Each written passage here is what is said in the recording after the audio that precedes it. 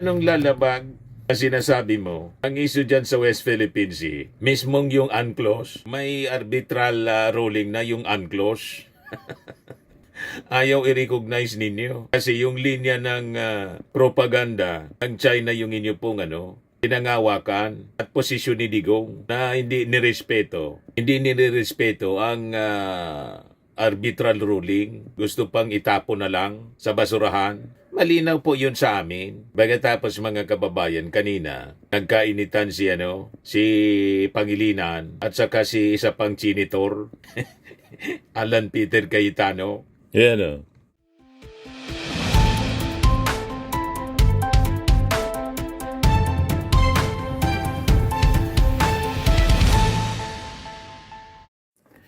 Hello po mga kababayan, si Dante Maravillas. Todo deny na si Marcoleta na gusto niyang i-give up yung Kalayaan Group of Islands. Ayan mga kababayan, no? Marcoleta denies call to give up KIG. Marcoleta, one of the so-called Chinator, denied proposing to give up the Kalayaan Group to China even as his own words appeared to argue for giving up control of the islands. Nonodon ka talaga, Marcoleta. Manang-mana ka sa amo mo na pro-China. Ang sinabi ngayon, bukas o mamaya, iba na, baliktad na. Recorded. Nagkalat na. Sinumpa ka na kasi ng ating mga mamamayang Filipino. Other than yung mga katulad mo. Na mga chinitor, paganga ng mga chinitors, na mga DDS. Di ba? Booking na kayo lahat. Kasumpa-sumpa. Sabi ko nga mga kababayan, dapat dito sa mga chinitors na to, sila ang isurrender sa China. Tulad ng pag-surrender kay Digong sa, sa Dahig, para tapos na. I-deliver din isang barko ng mga pro-China na mga Filipino, headed by the chinitors. Siyam na mga chinitors. Di ba po? Todo deny po. Sabi dito, speaking during the Senate plenary session, Marcoleta said his remarks were taken out of context, explaining that he was merely trying to reinforce the argument regarding the KIG in the West Philippine Sea. Hindi ko sinasabi na i-give up natin. I am only trying to reinforce the argument na hindi at imposible natin gawin sapagkat atin ang teritoryo pero sa tubig hindi natin pwedeng itagos ang baselines dahil magkakasalan tayo at lalabag po tayo sa United Nations Convention on the Law of the Sea mismo. Anong lalabag? Sinasabi mo, ang issue dyan sa West Philippine Sea, mismong yung UNCLOS, may arbitral ruling na yung UNCLOS. Ayaw i-recognize ninyo. Kasi yung linya ng propaganda ng China yung inyo pong pinangawakan at posisyon ni Digong na hindi nirespeto. Hindi nirespeto ang arbitral ruling. Gusto pang itapon na lang sa basurahan. Malinaw po yun sa amin. Pagkatapos mga kababayan kanina, nagkainitan si Pangilinan at saka si isa pang chinitor, Alan Peter Cayetano. Yan o. Mga kababayan, sabi dito, Senators Kiko Pangilinan and Alan Peter Cayetano traded sharp words over a caricature of Chinese President Xi Jinping used by Commodore J. Tariela with Cayetano calling it rude and Pangilinan defending it as a response to China's statement. Session was then suspended following the tense exchange of the two. Yung caricature daw, pambabastos na ginawa ni Tariela sa leader ng China. Nagsalita kayo ng ganyan. Nag-react ba kayo ng bastusin ni Digong? Pinagmumura pa, bastusin yung Santo Papa at bastusin si Barack Obama? Paggawain ng idol ninyo, wala kayong sinasabi. Ngayon si Tariela, memes lang yung ginawa ni Tariela para, ayan o, kini-question yung memes. Pambabastos daw mga kababayan. Naging sensitive kayo sa ganyan. Pero yung mga trolls nga, mga kababayan ng China, kung gumawa ng mga caricature ng mga Filipino leaders, diba? Pati yung mga kaalyado ninyo na mga DDS influencers, kung gawa ng caricature yung ating Pangulo, grabe. Wala kayong reaction sa pambabastos sa first poll. Ginawan pa mga kababayan ng mga bastos na yun, malaswa. Lahat ng uri na pambabastos. Pero ito, memes lang mga kababayan. Ni Xi Jinping, to the rescue agad kayo. Anyway, pakinggan natin mga kababayan yung balitaktakan ng dalawang senador. Isang senator at isang senador ng Pilipinas. Para klaro po sa atin. Si Pangilinan, senador ng Pilipinas. Yung kadibati niya po, senator. That may be one of the issues raised, but I don't think it began with that, Mr. President. Mr. President, because bago po yung yung Chinese ambassador eh. So all the disputes with the former ambassador, kung meron man, was covered by the 19th Congress eh. Kompleto naman tayo ng resolution eh. So lumala ito nung nagkaroon ng caricature regarding the president of China. So, asan yung side by side? Pakita mo. So, siguro ito question ko. Let's, with your permission, Mr. President, Senator Pangilinan, let's focus on Commodore Tariela muna, no? Let me state this for the record muna, ha? I don't doubt his patriotism. I don't doubt his contribution to the cause. At lahat ng ginawa niya na opisyal at tama, wala akong problema. Okay. This is one picture. Pero nasan yung picture ni Presidente na nung sa ASEAN ba yon or sa APEC? Hindi, yung nilapitan niya bigla si President Xi. Meron ka nun, di ba? Ito muna. Ano sa dalawa ang opisyal ng Pilipinas?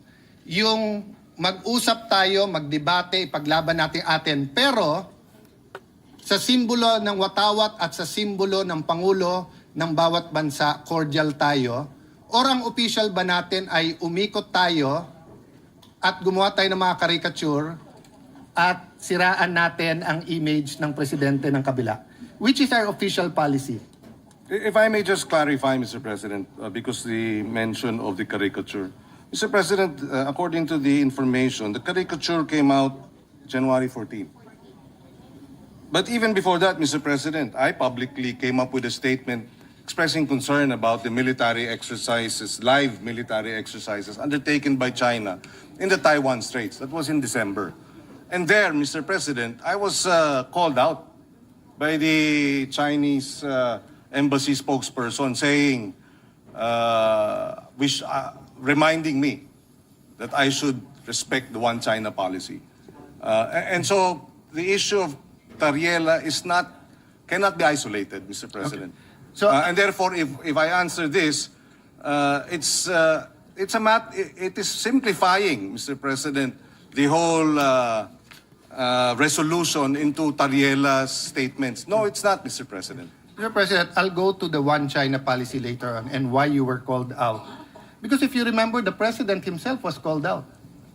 Exactly, But not Mr. by President. no, because that's their duty.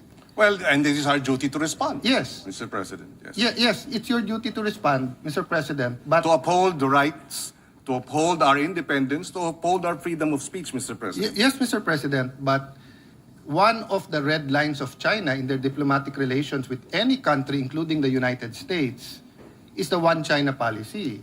That's why when the Speaker of the House of US went to Taiwan, they were called out. And there was no issue. Mr. President, and they called, Mr. President, let me finish. Yes. They called, and there was a debate. When President Bongbong said we have to prepare, President BBM, nag-statement. So, wala namang issue eh. Eto stand natin, eto stand nila. except that, What's Mr. the President, issue there? my experience with Chinese statements, Mr. President, is that they tend to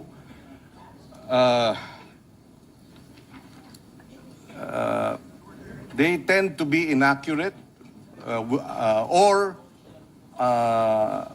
they tend to make wrong, false accusations. Mr. President, I was chairperson of the Council of Asian Liberals and Democrats. Our organization was blacklisted by China.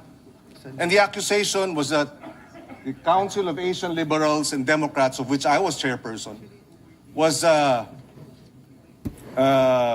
supporting Taiwanese independence, which was a lie, Mr. President.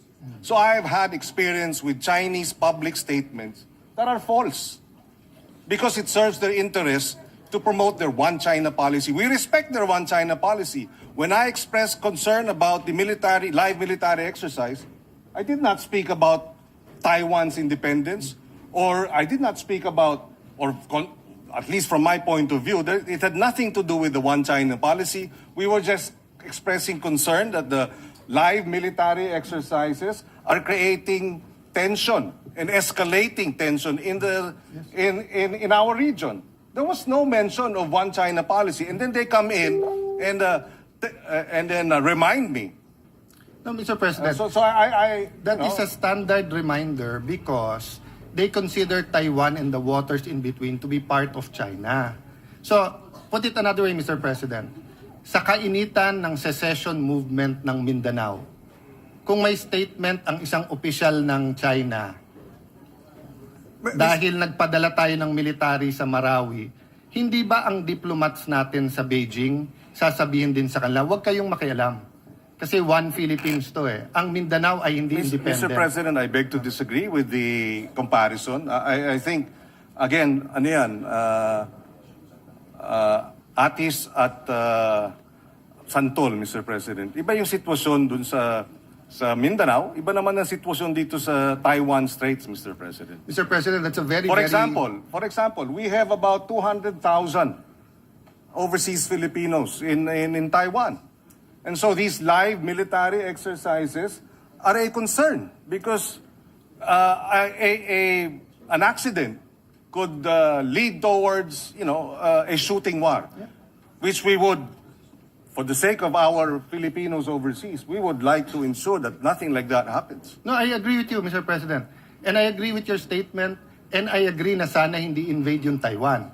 What I'm saying is it's the duty of their diplomats na sumagot. So if there were 200,000 Chinese in Mindanao, and we had live exercises i-invade yung Marawi, yung ating diplomat ay aangal pa rin sa Beijing because it's their duty. Diba? But to move on from that, Mr. President, okay, going back to Commodore Tariela, sa resolution nyo po kasi nakalagay dito in their performance of the official duties. So, tinanong ng ambassador ng China sa DFA, official ba yan? Which is tama and normal. So if in Beijing, yung isang general doon ay maglabas ng caricature ni BBM, ipare-recall natin yung ambassador natin doon pag hindi siya nagtanong, nag-protest na bakit, at pag hindi sinabing official ba yon. Kasi yung Pangulo natin takes effort and time for good relations despite the dispute. Tapos yung general, naka-uniforme pa siya, on official time, will show this caricature. So my point, Mr. President, is naghahalo-halo kasi itong resolution na to kung ano tama't mali. Let's assume, I will not grant because hindi ko alam yung statements niyo, Mr. President. I have to admit that. Okay? Pero naghahalo din yung statement si Tariela. We cannot pass this resolution saying that Commodore Tariela is correct because he's wrong. If he just simply stated, I love the Philippines, I will fight for our territory, I'll fight for our sovereignty rights, I will do my duty, but sorry, dahil uminit ulo ko, nilabas ko to, pero hindi official yan. Tapos tayo. We beg to disagree, Mr. President, that Mr. Commodore Tariela is mistaken. So- we would not have put this resolution and authored it if we felt Mr. So Tariela. that's what I want to elicit. So the authors of this resolution is saying, pwede. So kung ang official ng presidente is to have certain decorum sa presidente ng China, pwede yung isang general hindi sumunod. Ang sa kanya, bastusin natin yung Pangulo Mr. ng isang President, bansa. that is his interpretation. No. Bastos yun. No, that is your interpretation. No. So if I ask them well, now... Mr. President, we beg to disagree. Can you show the slide? Mr. ulit? President, we beg Mr. to disagree. President, The Department of National Mr. President, Defense tingnan niyo naman po.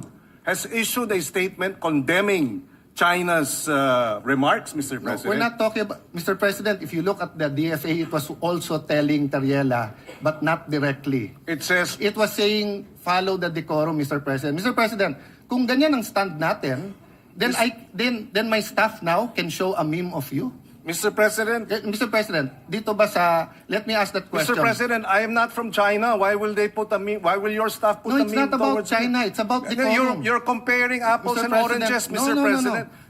You are simplifying what Session is is a suspended for 1 minute. complicated na international. Yan ang debate ng Philippine Senator at Senator.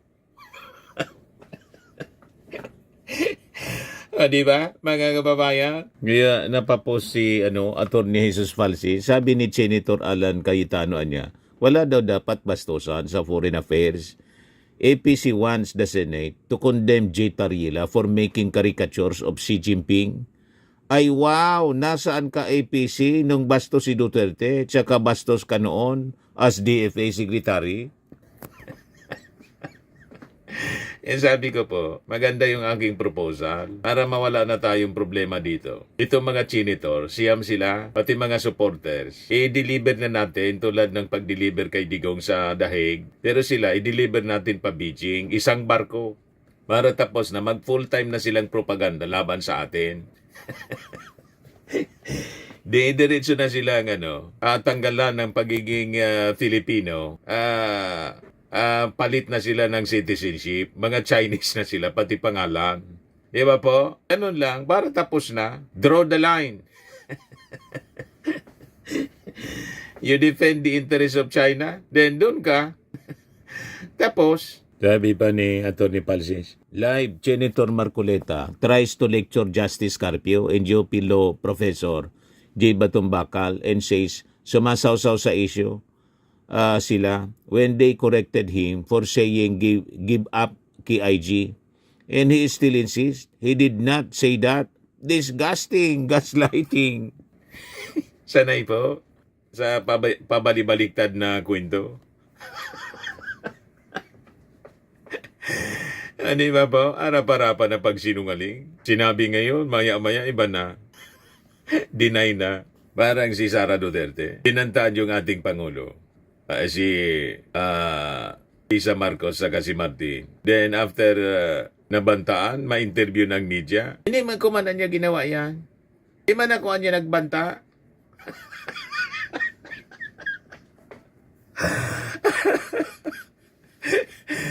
May ganon, mga kababayan. Kasasabi lang. Si Marcoleta ganon din. Hindi daw niya sinabing i-surrender. Recorded po. Sabi ni Marcoleta, quoted out of context daw lang siya. May ganon. Anyway, yan po yung ating short video ngayon. Ako po si Dante Maravillas. Bye-bye. God bless.